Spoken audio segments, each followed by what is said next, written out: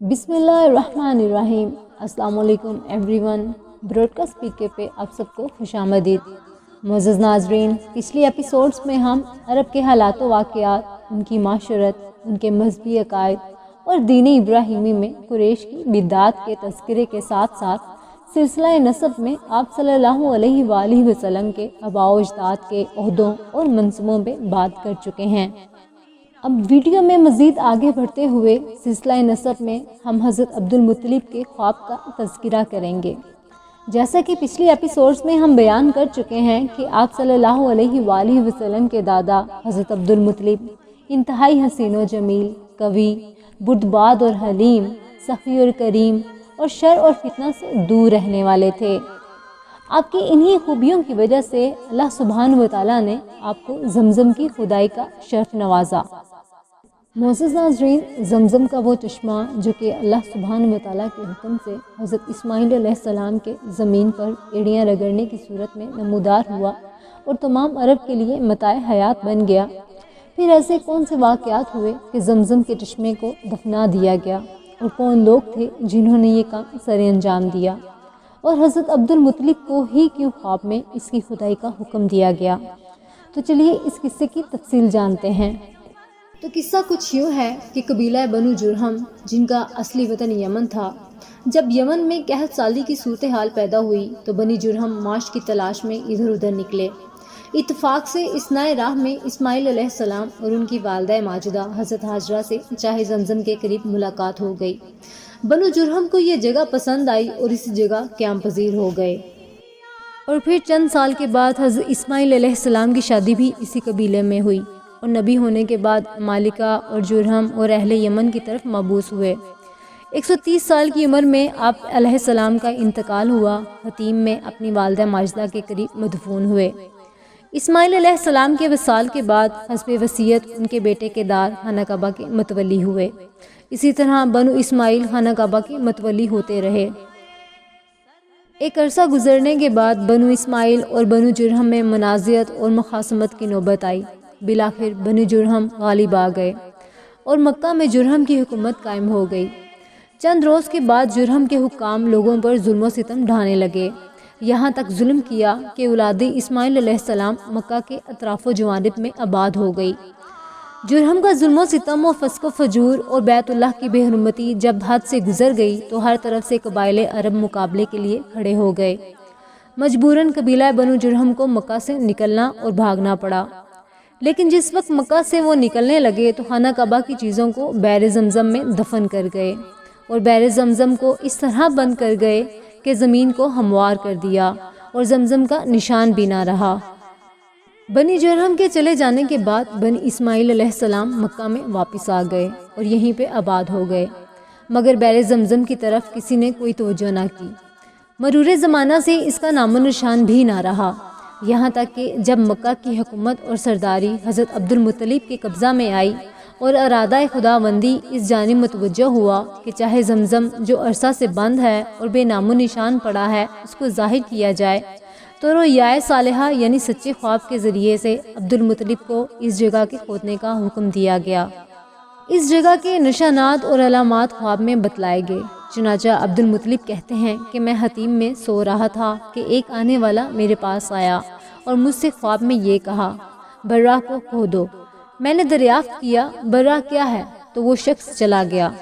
اگلے روز پھر اسی جگہ سو رہا تھا کہ خواب میں دیکھا کہ وہ شخص یہ کہہ رہا ہے، مظنونہ کو کھودو۔ میں نے دریافت کیا مظنونہ کیا ہے، تو وہ شخص چلا گیا۔ تیسرے روز پھر اسی جگہ خواب میں دیکھا کہ وہی شخص یہ کہہ رہا ہے، طیبہ کو کھودو۔ میں نے کہا طیبہ کہاں ہے، تو وہ شخص چلا گیا۔ چوتھے روز پھر اسی جگہ یہ خواب دیکھا کہ وہ شخص یہ کہتا ہے کہ زمزم کو کھودو۔ میں نے کہا زمزم کیا ہے؟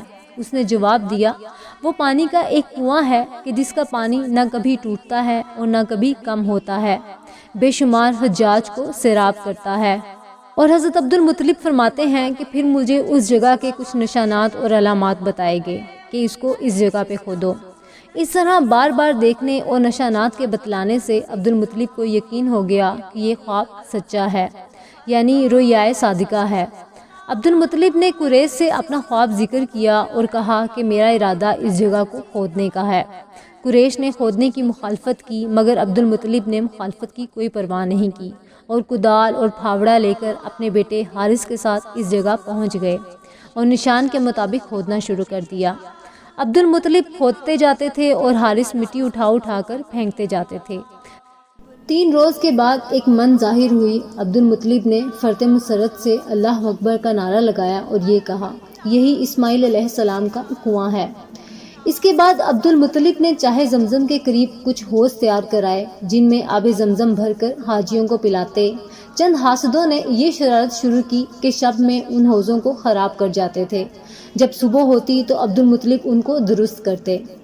بالآخر گھبرا کر اس بارے میں اللہ سے دعا مانگی۔ اس وقت ان کو خواب میں یہ بتلایا گیا کہ تم یہ دعا مانگو، اے اللہ، میں اس زمزم سے لوگوں کو غسل کرنے کی اجازت نہیں دیتا، صرف پینے کی اجازت ہے۔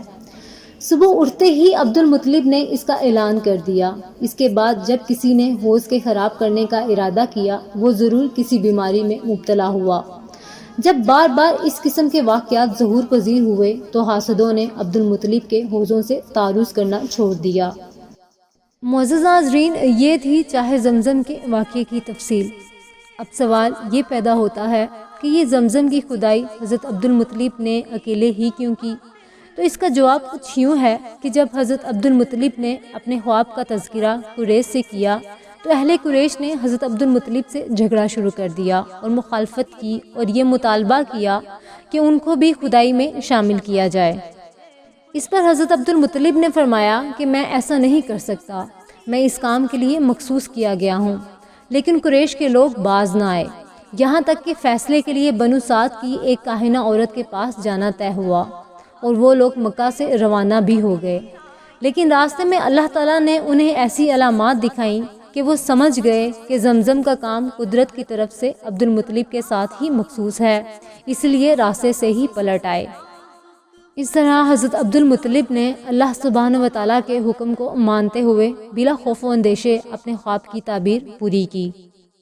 معزز ناظرین، چاہے زمزم کے اس واقعے سے متصل ایک اور اہم واقعہ درپیش آتا ہے جسے تاریخ میں عبد المطلب کی نظر سے جانا جاتا ہے۔ واقعے کی تفصیل کچھ یوں ہے۔